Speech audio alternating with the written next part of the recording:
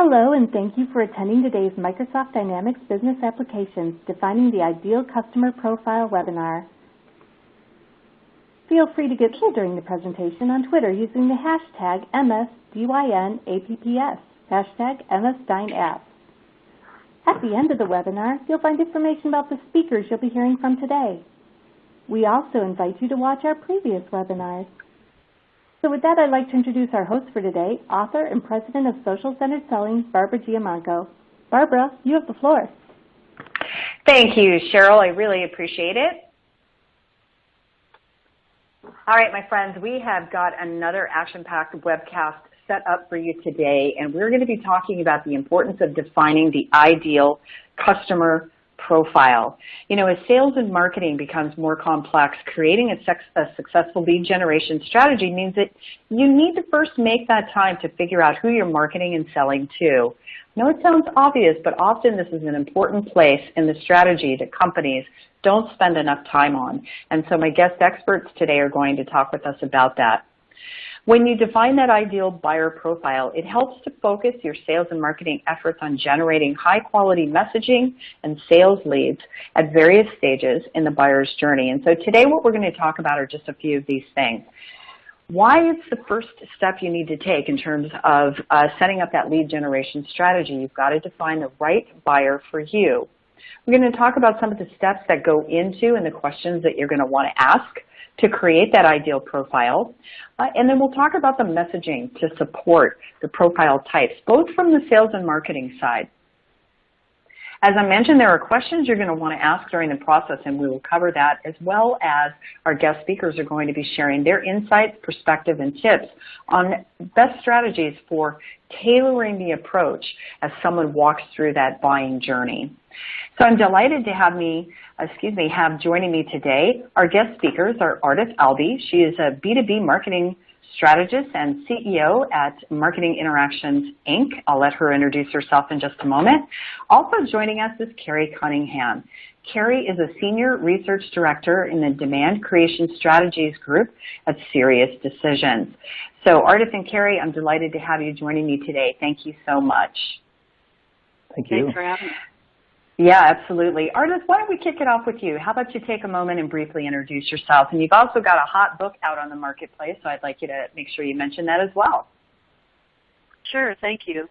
As you said, I'm a B2B marketing strategist and CEO of my firm.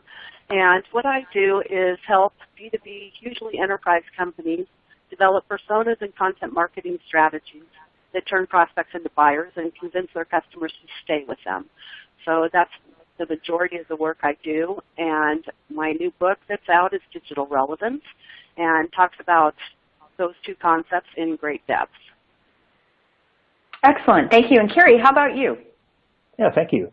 I'm a Senior Research Director at Sirius Decisions, and we're a research and advisory services firm strictly and specifically devoted to B2B marketing and sales professionals. I work in the demand creation strategies practice, and so we're really focused entirely on how to get demand creation right and how to optimize demand creation processes. Excellent. Well, we're going to have a great conversation about that today for sure, and I know it's an area that many business leaders are thinking a lot about. So as we get started, here's what we want to talk about. We're going to start by why is defining that ideal customer profile the first step you really want to take in the creation of your lead generation strategy. I mean, I got to be honest, not a day goes by that I don't hear sales leaders or marketing leaders and people in sales organizations kind of complaining about the scarcity of leads or even the qualified leads in the pipeline. And there's probably lots of reasons that this happens. In fact, I know there are a lot of reasons why this happens. But I also believe that one of the main reasons is that companies are often not taking the time to clearly define those buyer personas. In fact, I've even noticed this in large organizations. And yet I think that's one of the ways that you better target and really make sure that you are getting to the right people with the right sort of message. So Ardath, why don't we start with you? What's your take on this? Why is creating that ideal buyer persona, that profile, so important, and what's the impact if companies don't do it? Well, basically it's all about relevance. And so if you look at the way the buying process has changed, buyers no longer are dependent on vendors to provide information. They can get it anywhere by going to Google and typing in a search query. So we're producing tons of content to try and engage these people, yet so much of it is just noise and irrelevant. And so what it really behooves us to figure out what makes our customers tick. Who are they? How do we engage them with something they care about? Because a click away is, your competitor. And so what we really need to do is figure out how to resonate with these people by understanding what they care about, what they need to achieve, and those kinds of things. And so quite frankly, I get calls from companies who say, we kind of think we know our customer. We really need to get content out the door. Can't you just write the content? And I'm like, okay, but for who? And why should they care? What will we talk about that will engage them? And so it's really important to do that work as the foundational steps, understanding how do you create those meaningful relationships and conversations with your target audience. Well, I love that, Ardath. Who are you writing to, and why should they even care about the content you're putting out? And I think that's an important point, because there's no doubt that the amount of content that's being pushed out into the marketplace has, it's escalated. There's a lot of content that's going out there. The question is it really the right kind of content, as you've alluded to? So, Kerry, what are your thoughts on this? Why do you think this is like one of the first steps in driving demand? Yep. So first, completely agree with everything that Ardath said. And then one of the things that we see happening pretty frequently, and there are lots of statistics around this, but there's an awful lot of content that's created that's never used. So that typically results from creating content that is not directed at buyer needs. Right? And to understand the buyer needs, you have to understand who that ideal buyer is. So you can't do this right. You can't create the right content without clearly understanding who that ideal customer is. But then there's a second piece of this, which is really critical. If you haven't defined who your ideal customer is in your organization, it's very unlikely that those of you who are in marketing have the same idea about what the ideal customer is as the people in sales. And so if you haven't gone through the process of defining this, there's probably, very probably, a big misconnect or disconnect between marketing and sales on who those people really are. Well, that's a great point, Kerry, which we're going to get into in a little more depth, because you're absolutely right. It is important to think about, who's the right profile, and marketing and sales are probably going to think differently about it, as we're going to talk about. All right, so we know it's important to get started, and I think it's fair to say that both of you would probably agree that this is not something that you just don't fling some ideas up on a wall and now you've got it going on. I know both of you follow a framework, right? So let's start with you, Kerry. I know that Serious Decisions has kind of a framework that they take customers through when they're helping them to walk through this buyer profile creation process. Talk a little bit about that. Yeah, absolutely.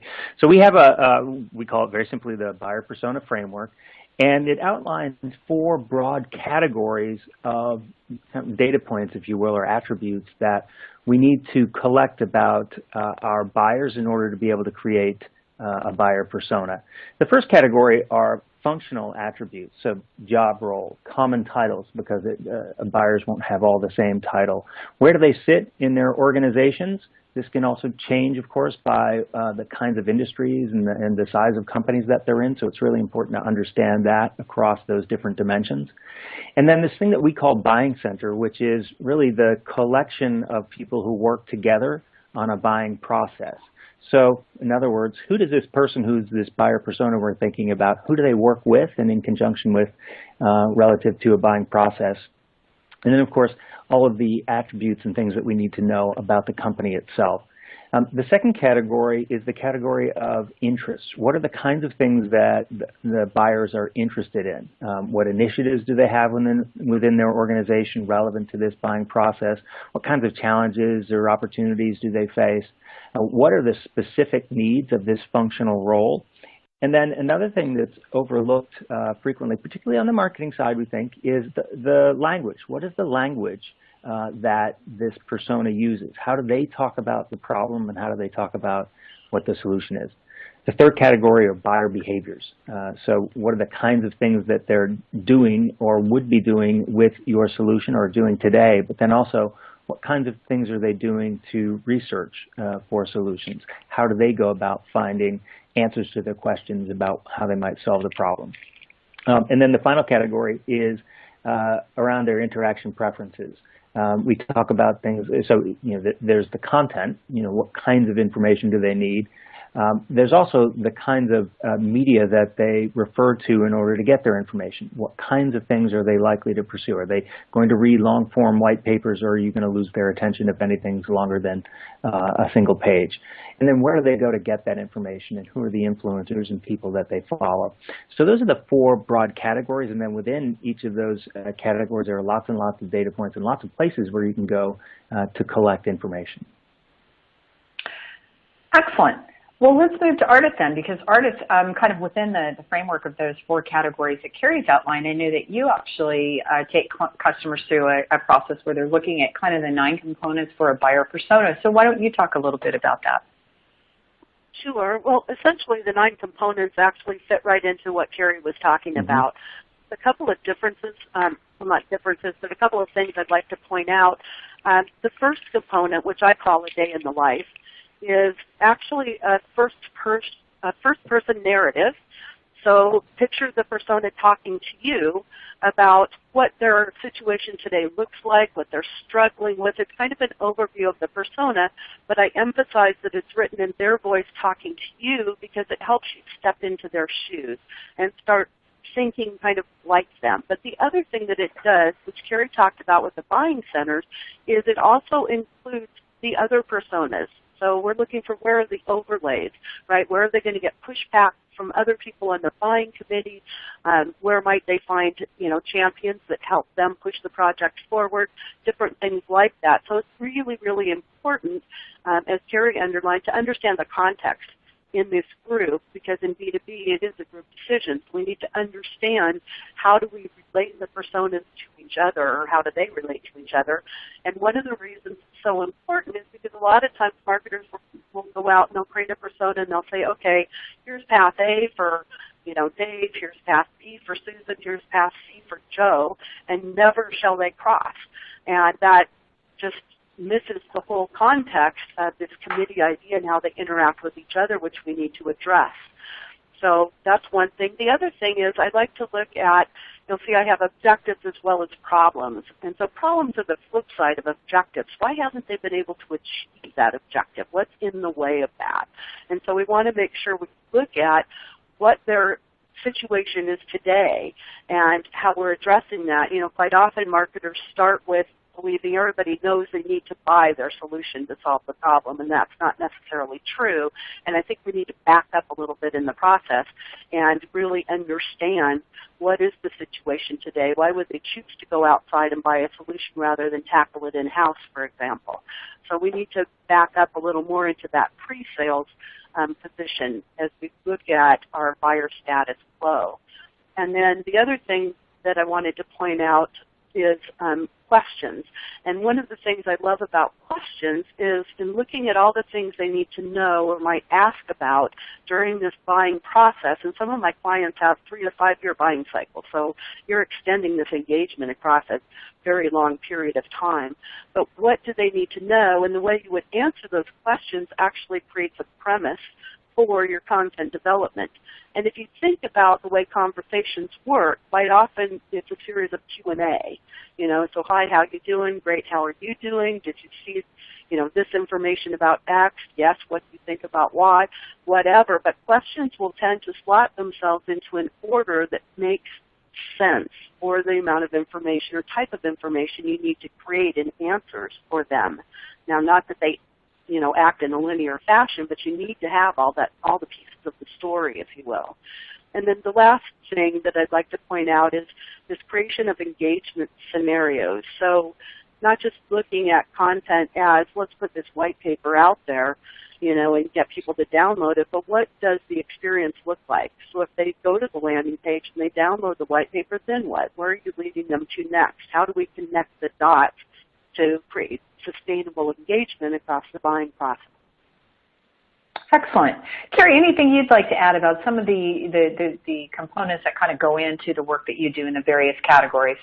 Mm-hmm. Yeah, I think a couple of things there are really great that Ardath was talking about. When you think about, for instance, engagement scenarios and some of the key buyer personas that we need to communicate with and communicate with effectively, it's important to understand that not all buyer personas are involved in the buying process throughout the entire buying process. And in fact, good point. Perhaps the most important buyer personas are never going to read your white paper because they're going to have somebody summarize that for them and sell them on that long before they ever talk to you. And so understanding what all those key players' information needs are and where they fit in that buyer journey. And we're going to talk about that more in just a minute, but we think that's really important. Another thing just to add to this is that one of the things that we're beginning, and this is a bit of a look out in the future, is the use of big data and predictive analytics to start getting really data-driven answers to some of these questions, particularly around what kinds of information do people use at different stages of the buyer's journey, and then where do they get it, right? So what questions are they asking when? What content are they consuming when in their buyer's journey? That is right now, we generally find that out through fairly low sample size methods, which can still be effective, but big data is beginning to have something to say about that as well. Excellent. All great stuff, and I think that now we want to dive in a little bit deeper to those questions, because as I alluded to earlier, and of course after talking with both of you and knowing that the work that you do, I know that this is not kind of a willy-nilly process. You really have to put some thought into it.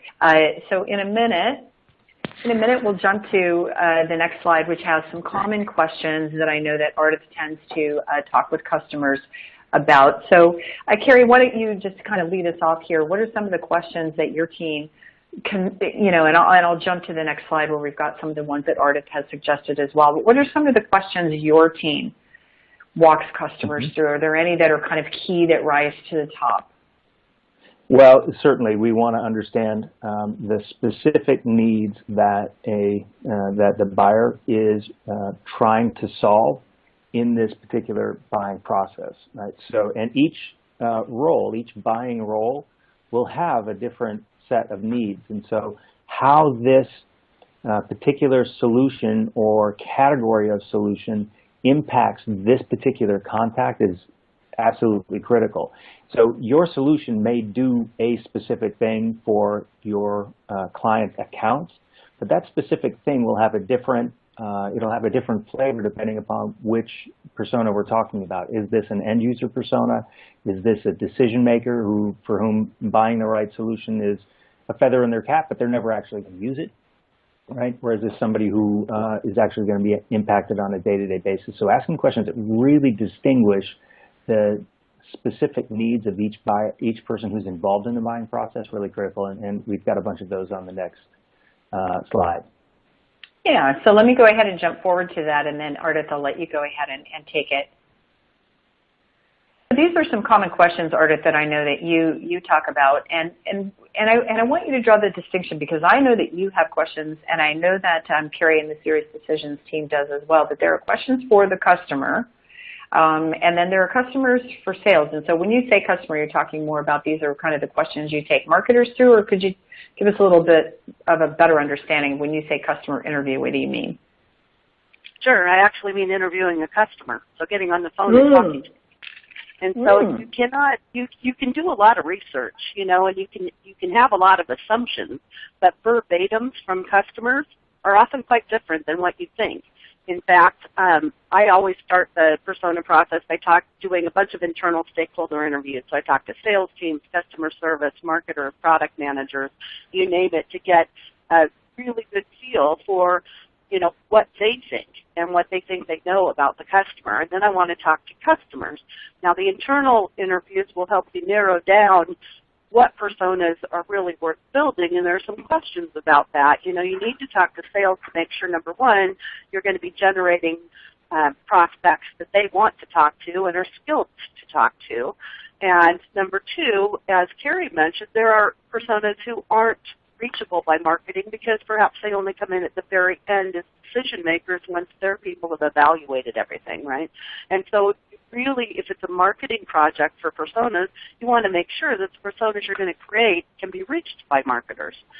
And so these questions here on this slide are specifically for customer interviews, and the point that I'm trying to make with this slide is that when you have a framework for how you're building personas, it helps guide you to make sure that you ask the right kinds of questions that are going to feed that framework, that information you need to know. Because if you go into, a lot of times what happens is my clients get really excited about the interviews, and they put together the slate of questions they want to ask, and it's all self-serving marketing stuff. It's kind of like the Grand Inquisition. If you go to Wall Street Journal, do you read Forbes, do you read Inc., and they want to know exactly how they can place content in front of these people rather than understanding what makes them tick, what they care about. Do you know what I'm saying? So marketers really need guidance to really think about it from the customer side. What you want to know is, what do they do in a day in their job? What happened that made them look for a solution? What was that trigger point? What are they trying to achieve in their words? What does it look like to them? Not from how we may look at what they can do with the solution, but how do they view it? So you really, as Kerry emphasized, need to understand the words and phrases they use, their perspectives, and they will differ from persona to persona. But what you want to do is ask open-ended questions that line up to the different points of the framework that you're trying to fill out for a persona so that your customer interviews are useful. In addition to that, I only ask for 30 minutes because it's really hard to get time on calendars longer than that. So you have to make good use of that 30 minutes. And so that's really what this slide is all about, is making sure you get the right information, that you need in that limited amount of time that's really useful to you. And if you go to the next slide, you'll see that, when you're talking to a different constituency like salespeople, the questions you're going to ask are going to be a little different. Absolutely. So, and it could just add one thing to the end of that last discussion, which I think is dead Please. on. For extra credit, if you really want to go one step further with this, interview some people who didn't buy from you as well. So we're talking to people who bought from us to understand what those people look like. One of the really interesting things to understand is how do the people who bought from us differ from the people who didn't? And so if you look in the B2C world, buyer personas almost always distinguish the people who bought my brand from the people who bought the other guy's brand. And in B2B, we haven't done that as much. So that's kind of an extra credit question, if you will, here. If you have the availability of it, sales can probably tell you who you could talk to who bought from somebody else. It's interesting to see whether the answers to these questions differ at all for people who didn't buy from us. That's a really good point. And quite often, the salesperson will say, well, we got beat out on by price. And I'll tell you, I very rarely hear the reason someone didn't buy is due to price. Yeah, I think that's worth repeating, Ardath, because that is the default, isn't it? When a deal goes south or they're doing win-loss reviews, it's always, it was about the price, and yet you're somebody, and so is Kerry, you're talking to customers all the time, or people who didn't make the purchase, and they're saying it isn't about the price. Just curious, Ardath and Kerry, what are some of the things that do get in the way of the purchase? Well, sometimes I hear things like, well, we didn't feel like we'd be important enough to them. We felt like we'd be a really small fish in their big pond. So we didn't think we'd get the attention that we feel like we need to be successful with the solution. Stuff like that. So it's very rarely about price. And a lot of my clients are not the low price leader anyway. So, it's always something different for why they choose, but quite often it's related to something emotional, which is something that we don't consider in B2B. But it's And it's a team dynamic or a culture thing. It can quite often be. Kerry, what do you think? Yeah, completely agree with that. So I do talk with our clients all the time during the process in which they're evaluating and selecting vendors. And so I get to hear a lot of the reasons that they went with somebody as opposed to somebody else. And I'll hear the exact opposite things about the same vendors very frequently. I'll say, well, we talked to the vendor XYZ, and our experience was that they're not responsive. I talked to somebody else the next day who says, oh, XYZ is great. They responded all the time. So that experience with sales is important. Part of that experience is, did I get my questions answered? Did they understand me and my challenges? And that goes back to asking all of these great questions that we saw on the slide prior and doing this work to really understand our buyers. Yeah. Well, now that we're go ahead, Ardath. Yeah, one of the things that relates to what Kerry's talking about also is if you look at this slide with the questions for salespeople that you would ask while you're talking to them, is quite often this can be instrumental in pointing out gaps, right, where they may assume something about customers that we find not to really be so when we do customer interviews. And so where Kerry's talking about, he hears the opposite things about the same vendors can be because, salespeople aren't being consistent in how they address prospects or buyers. And sometimes this whole process can bring that into alignment. And so one of the things that I find really helpful is the process of actually creating personas involving, cross functions in the organization actually helps to bring marketing and sales into better alignment and better understanding and better cross support of each other. And usually salespeople are really excited about it because they think they're finally going to get something they see as more valuable from marketers. And so it's an interesting process. Agreed. Well, and I'm just curious for both of you then. So do you find that salespeople, so I may be making a big assumption here, and if I am, okay.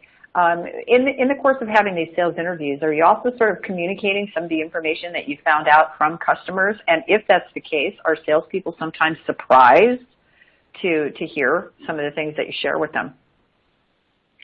I interview salespeople first before I go to customers because interviewing the salespeople helps me understand which personas they really want to engage with, so it helps line up the customer interviews. However, when we circle back and do the presentation at the end and provide insights or even do follow-up interviews with salespeople to verify some stuff, quite often they are surprised. But it's usually in a good way. They say, okay, great, now I can use this thing I didn't know about, or whatever, to be more effective. So that's at least how I see it happening. Excellent. Anything from you, Kerry? What do you think? Yeah, I agree with that. I don't usually see big disconnects, but there are, occasionally you'll find them. All right, cool. Well, now that we've so you've got to have a process. You're gonna walk through these categories and the components that go into those categories. You're going to ask the right kinds of questions, engaging customers to get that insight, but also getting the feedback from the sales organization. And so now you're getting a sense of what that persona looks like. Now it's time to start aligning the messaging. To me, this is a topic near and dear to my heart. It's an area that I think, just from my own observation, just being on the receiving end of a lot of the messaging, the two of you may agree, maybe disagree, but let's find out. But I think that there still needs to be more oversight given, certainly on the part of sales. So what do companies and leaders inside the organizations need to be thinking about in terms of aligning the right marketing and sales messaging to support each of these profile types? Kerry, why don't we start with you on that one? So one of the critical concepts that we talk a lot about at Serious Decisions is this thing that we call demand type.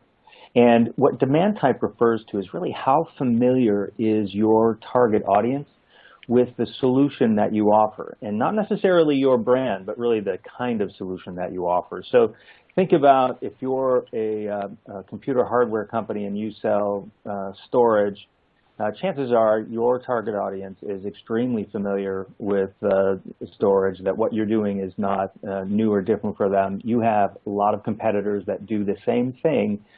They may do it very slightly differently, but you're competing on price. You've got direct competitors, those kinds of things.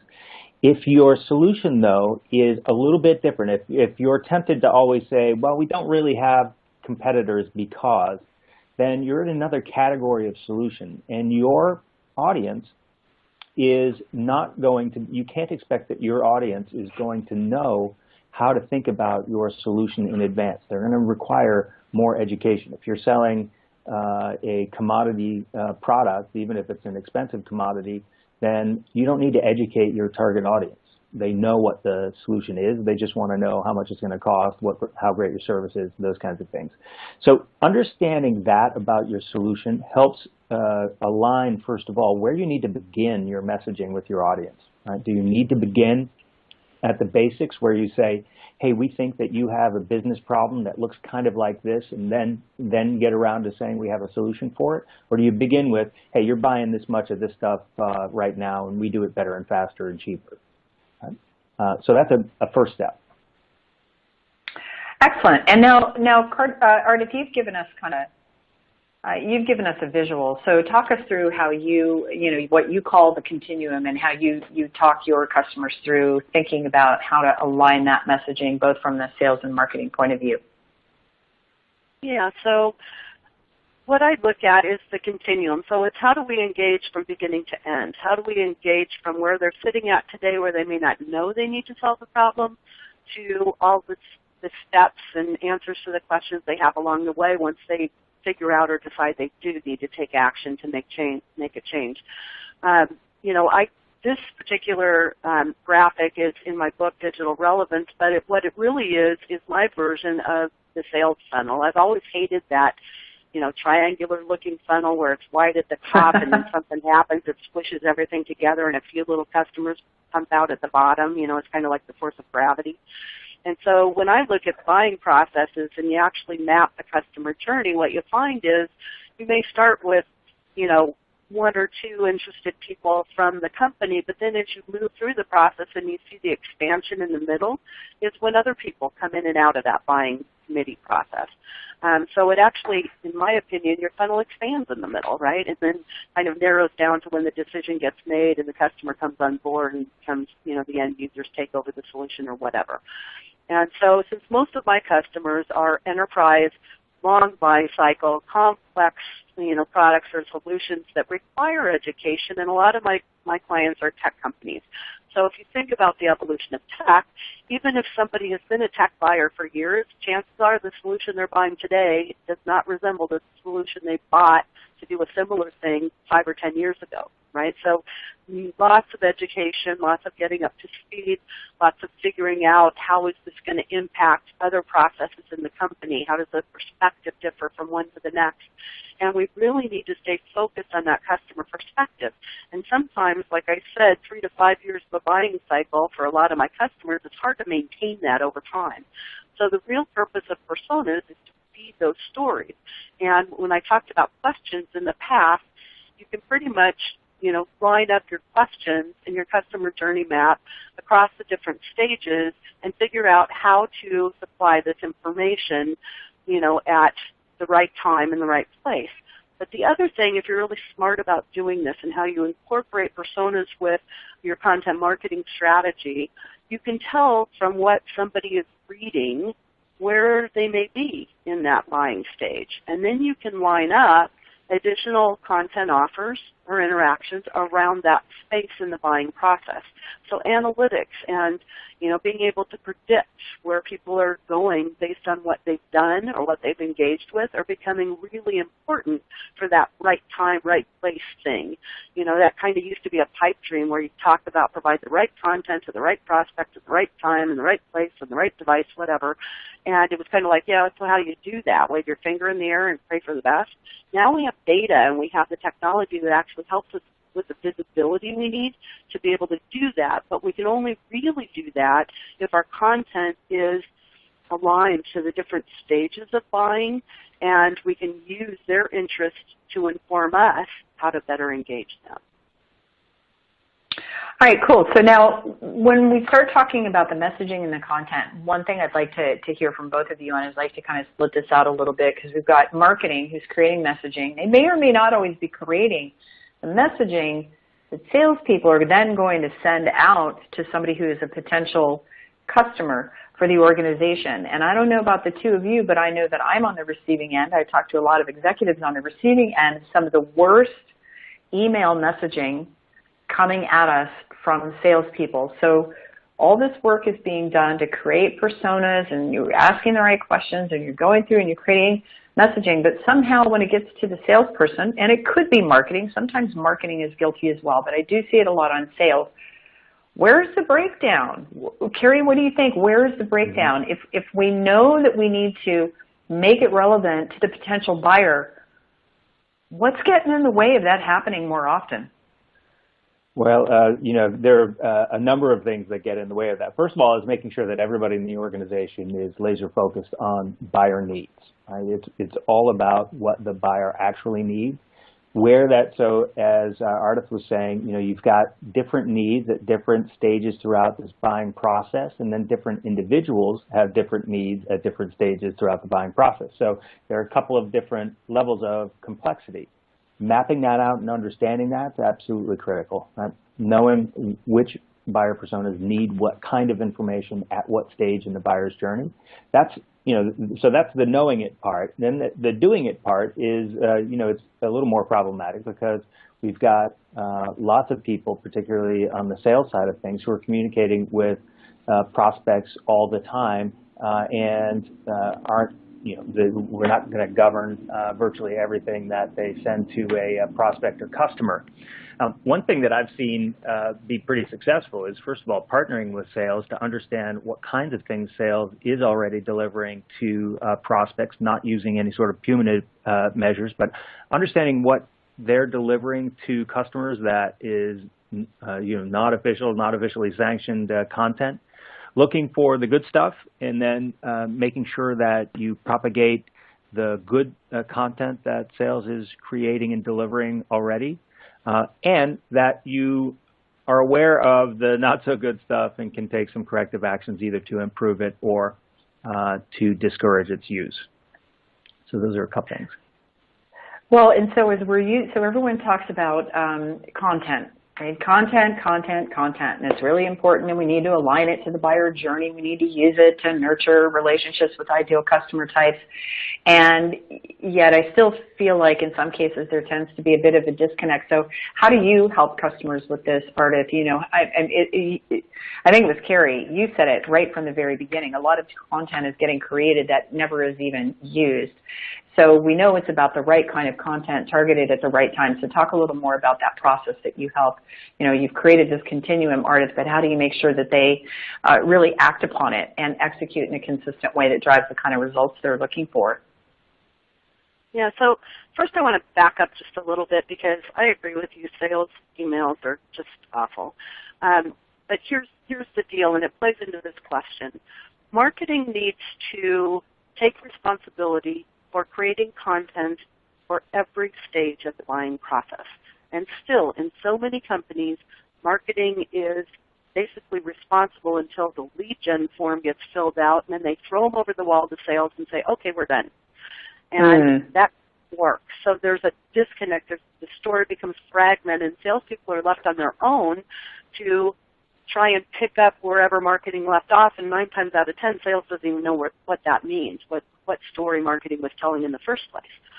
And so one of the things I talk about in my book is how to enable people to use the content that you create so it doesn't sit unused, like what Kerry was talking about, because salespeople are not content marketers. They don't understand, why you created the content in the first place half the time, or what it does. They're busy. They're not going to take time to read it. So what I created and help my customers do is what I call kind of the Cliff Notes version for salespeople, right? And so it's a cheat sheet, like a one sheet does.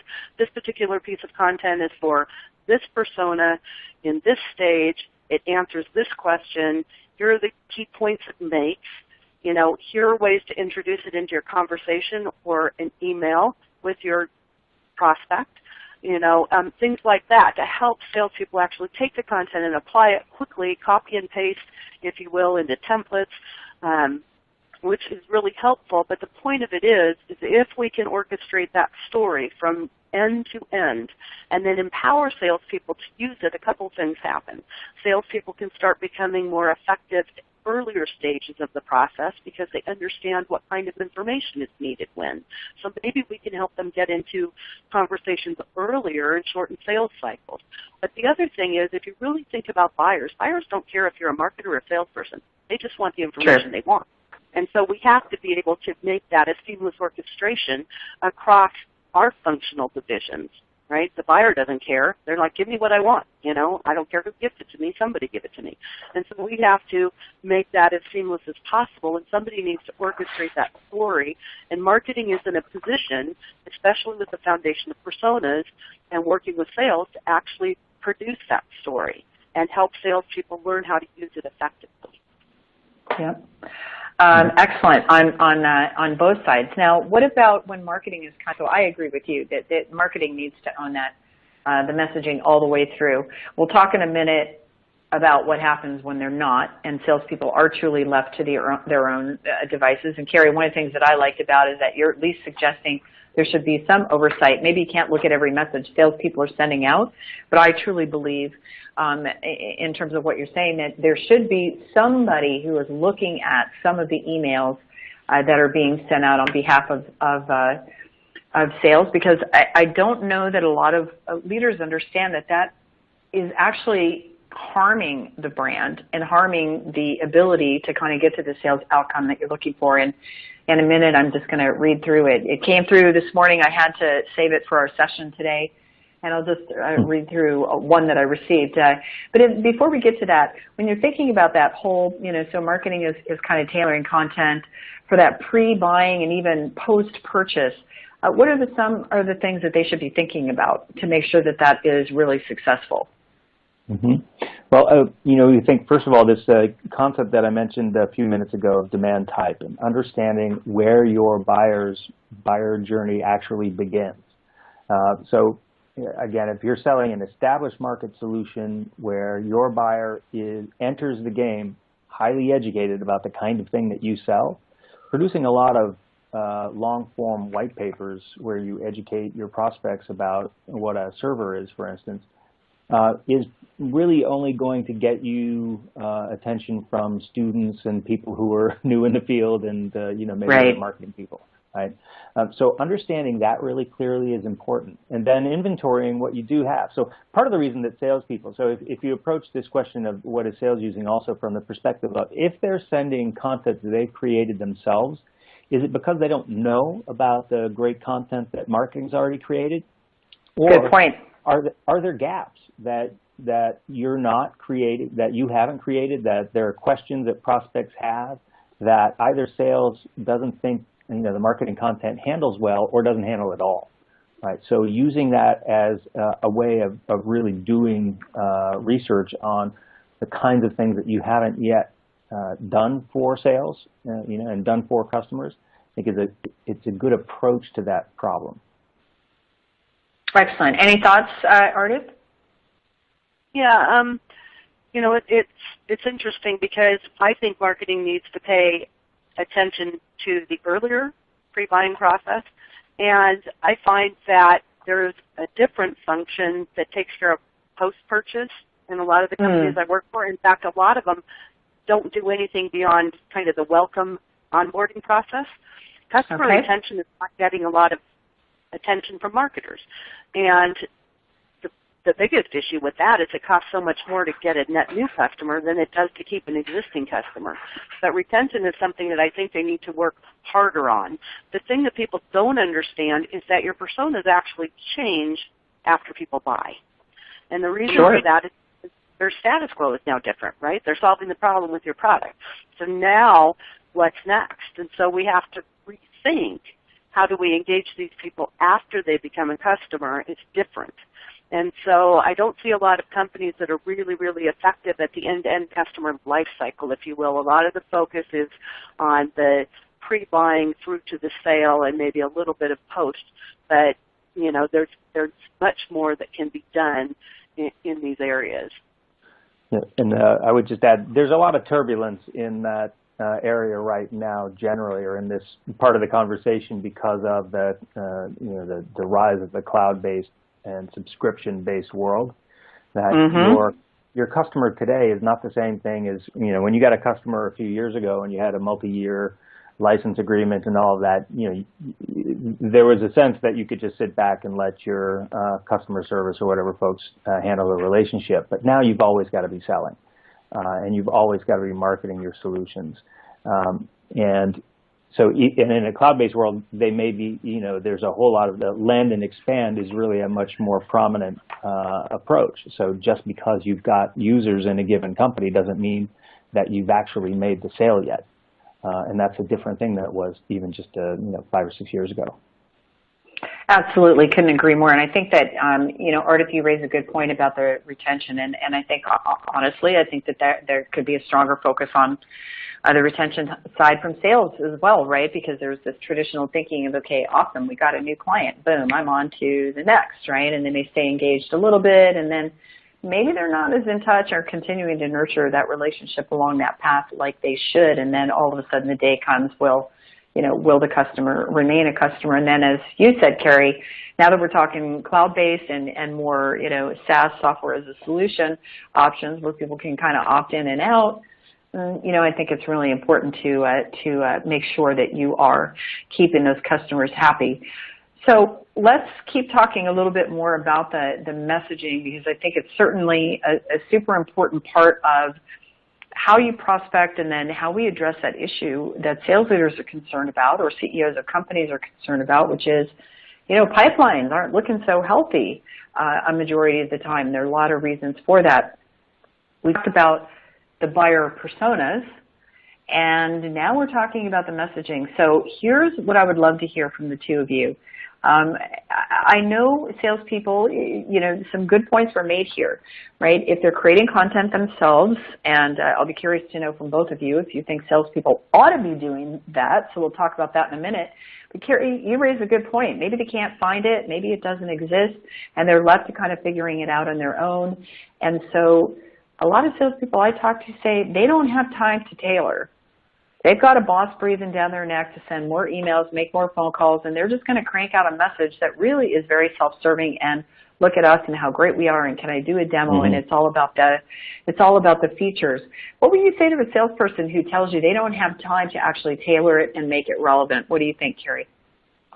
I would say they don't have time to continue sending people irrelevant content or talking to them about things that are not appropriate. And I think that's the more important message is that if you're delivering the wrong message to people, or a message that's simply not relevant, it may sound at the end of the day like the prospect isn't interested in your solution, but they're really not interested in is what you're saying or what you're communicating to them.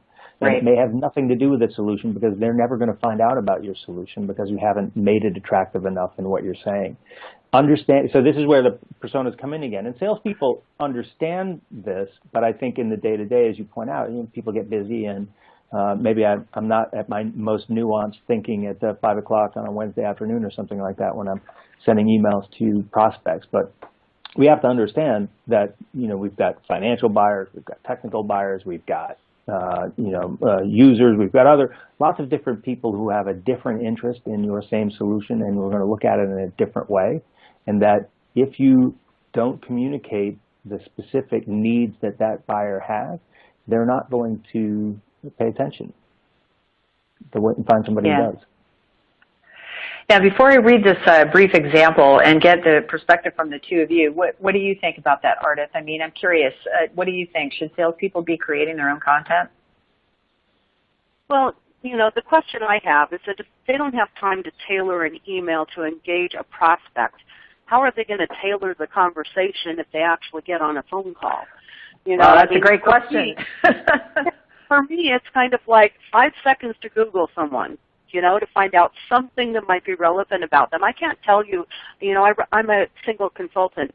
I get emails from people trying to sell me enterprise solutions all the time when 5 seconds on Google will tell them I am not their prospect. but I end up in their databases because I'm doing work for enterprise companies and doing research, right? So I fill out a lot of forms, get a lot of papers, but nobody ever looks, and so for me, and you read these studies where salespeople are not bringing value to the executives that they're engaging with. How are they going to bring value if they can't tailor a two-sentence email, for God's sakes? So I think they need to get over that. And I think marketing can also help them by providing, some messaging that's relevant to personas that they could grab and go with. And, in relation to specific needs at different stages and that kind of thing.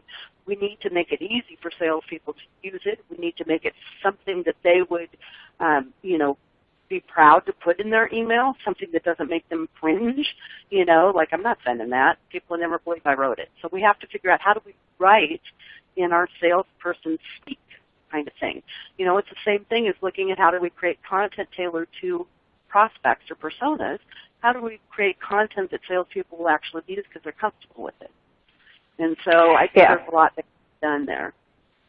And I fully agree with that. I mean, listen, you can Google, you can Bing, you can use LinkedIn. There's lots of ways that you can get a little bit of information and then flip it so that you're really speaking to, as Kerry has mentioned, as you have mentioned, really speaking to the needs of that particular buyer.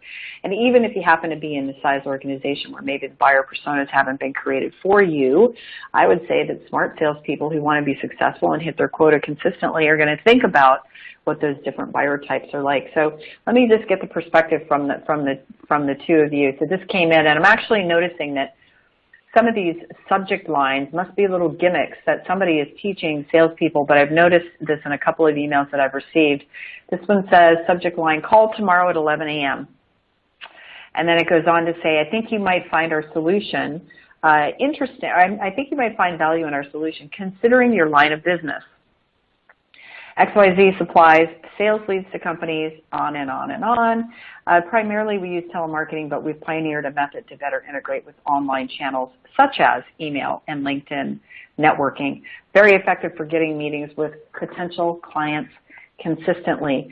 It also goes on to ask for my mobile phone number and a time to set up an appointment. Now, I'm just curious, you two are experts in demand gen and lead creation and, creating those buyer personas that really help you appropriately target and make your message and content relevant. How does this email strike you? You're an exec, it's coming at you. Are you going to pay attention? What do you think, Kerry? Email. Yeah. No, they're kind of gimmicky, for one.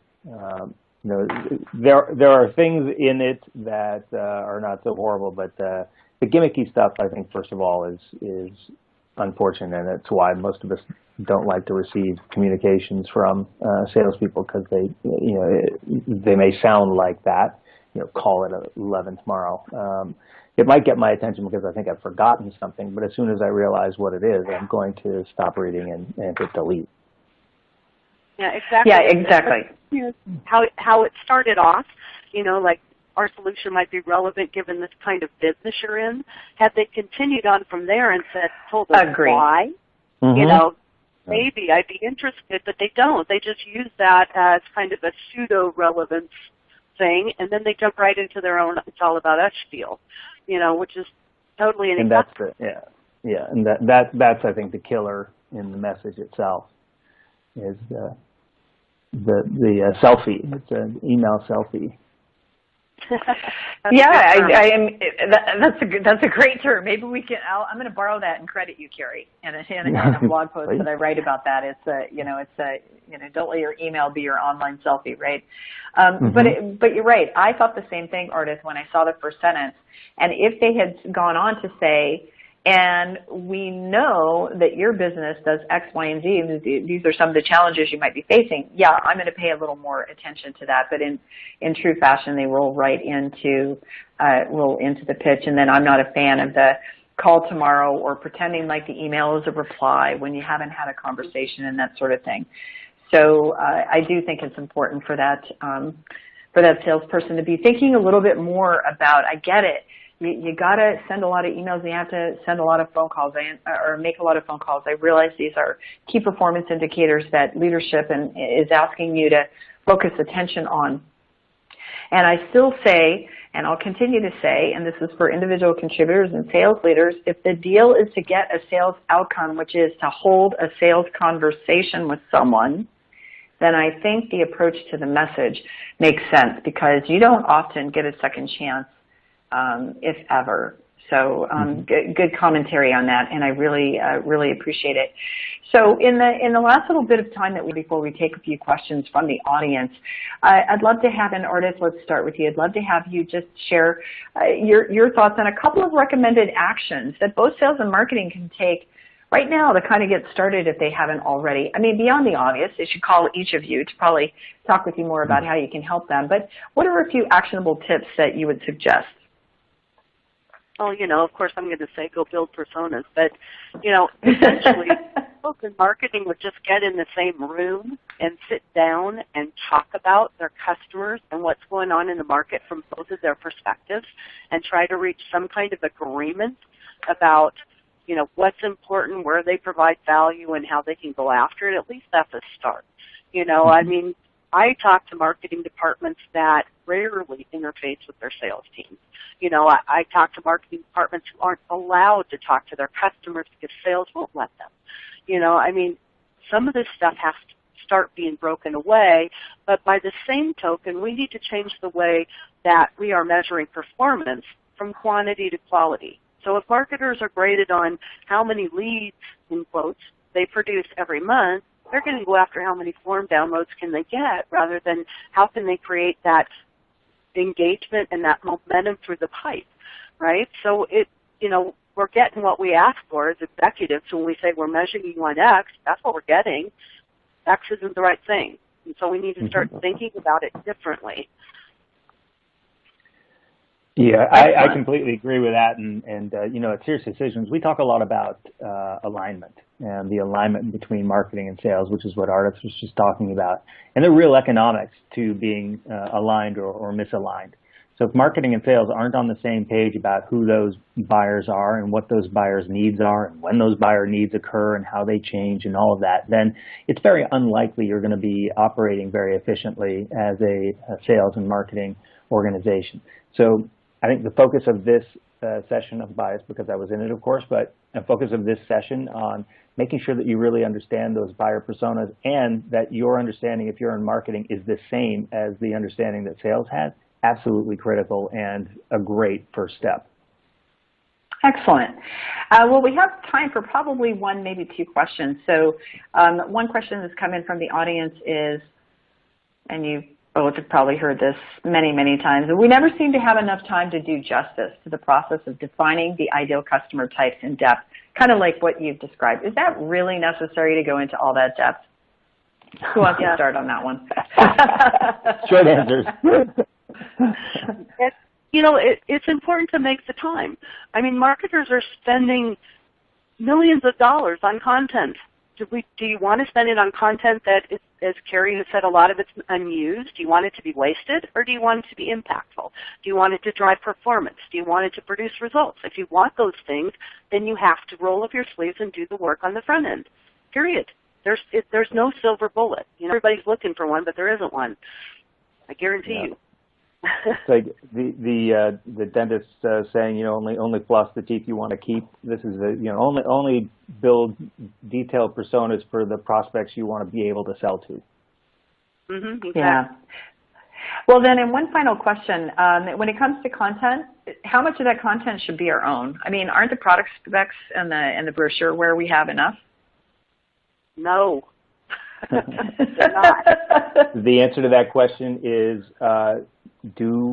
understand what your prospects' needs are, and then inventory your content against those needs. And if you're not answering all of their questions and needs, and you're not doing it in the way, using the methods that your prospects prefer to receive information in, then that's the answer to the question. Yeah. Right. And so when you audit your content, do it after you've determined who your audience is. So you can say, now that we understand our audience, is this content relevant to them? What question does it answer? Where in the process should it fit? You know, how do we use it to best effect, given the needs of our prospects or our buyers?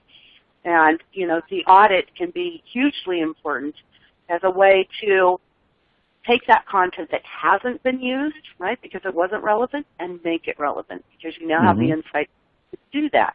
So it's not like you have to throw the baby out with the bathwater and start over. It's that you need the insights to actually refine and improve what you already have. And most companies have a boatload of content that could be better utilized, you know, if it becomes more relevant. That's right. Excellent. And so sorry, go ahead. Do you have a final thought? That's okay, Kerry. Before I wrap this up, did you have a final comment? Just going to layer over the top of that, understanding where the buying process starts for your solution. So does the buying process start with a big education process in the beginning where you have to help your prospects understand the problem? Or does it start with, how do I compare you to your competitor? Absolutely. Well, it's been a great conversation with the two of you, a lot of meaty stuff here, and I'm always sorry that we have to wrap these up because the conversations are so good, so that means people are going to have to go back and listen to the on-demand. Speaking of on-demand, Microsoft produces a number of educational and informative webcasts each month. Here are just a few that you could take advantage of and listen to. I also want to make sure that you have the ability to connect with our presenters. So here's how you can contact both Ardath and Kerry to learn more about the work that they can do, and certainly feel free to reach out to me if you'd like to chat about sales, social selling, or social media marketing and social business. But in the meantime, let me thank everyone for attending our session today. I really appreciate it. And thank you, Ardath and Kerry, for joining us today. Very much appreciate your willingness to invest the time to help support what Microsoft is doing. So thank you for that. You're very welcome. Thank you. For having us. Absolutely. And thanks, everybody, for attending today's session. Remember that Microsoft offers Dynamics CRM and a host of other business applications that support alignment between sales, marketing, and service professionals, enabling them to be more productive and successful in this new world. And it is a new world. But at the same time, you want to make sure that you're delivering that customer value based on knowledge and trust. So if you have any questions, you can certainly give them a call at 1-888-477-7989. Again, it's my pleasure to host today's Microsoft Dynamics Business Applications webcast, and we've been talking about defining the ideal customer profile. Again, thanks so much for listening, and until next time,